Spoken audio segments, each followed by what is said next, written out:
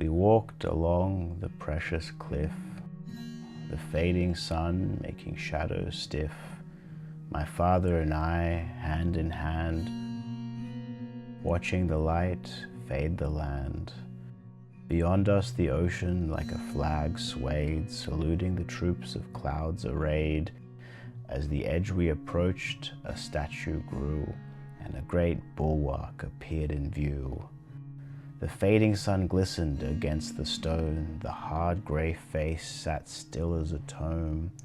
I pointed out with a curious sense. "Father," I asked, "what is that hence?" "Don Jinn," he replied, "a legend of old. A man of great patience did exactly as told."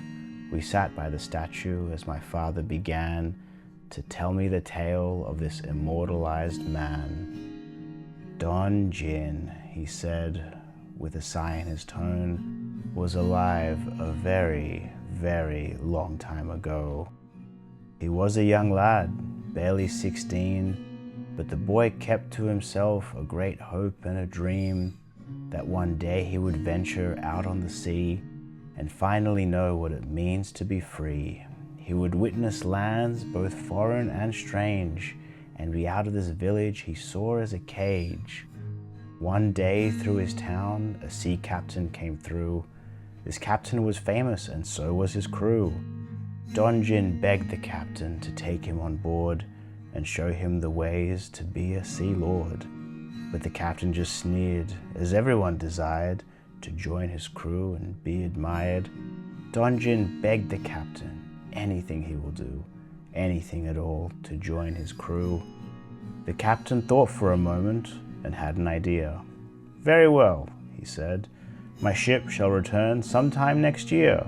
He pointed to that cliff.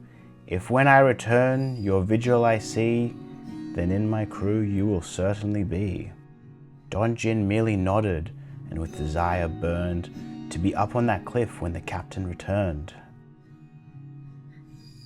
And so Don Jinn waited up on this spire, never wanting at all to retire, staring into the sea, hoping for the captain so his vigil will free. The days turned to weeks and the weeks carried on. No sight from the captain, but Don's will was strong. His family brought food and begged him to stop, but his mind didn't yield, his purpose won't drop. But the months changed to years and weighed Don Jinn down. Soon his poor body was caressing the ground. His strength began fading and his life ebbed away, but he refused from this mission to be led astray. With his last earthly breath, he prayed from his soul to give him the strength to keep himself whole. Of the gods and the demons he begged for the might, for his patience rewarded and be granted the right. But the gods don't exist and the demons don't care. Few deities desire to make life more fair. It was obvious to all. The captain never returned. His ship was attacked and his crew had burned. Don died for nothing, his body entombed. In this statue you see, over this cliff it loomed. Forever he is waiting for nothing to come. Nowhere will he sail, nowhere will he run. I sighed as my father ended the tale. "But of course," I said, "it makes sense that he failed."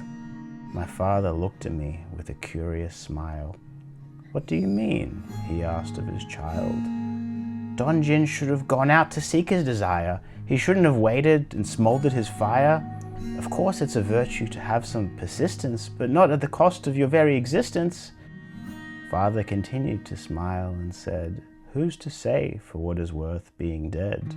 It's easy for you knowing the past, but the future is wild and nothing might last. Taking a chance can kill you as well, and your legacy will be another story to tell."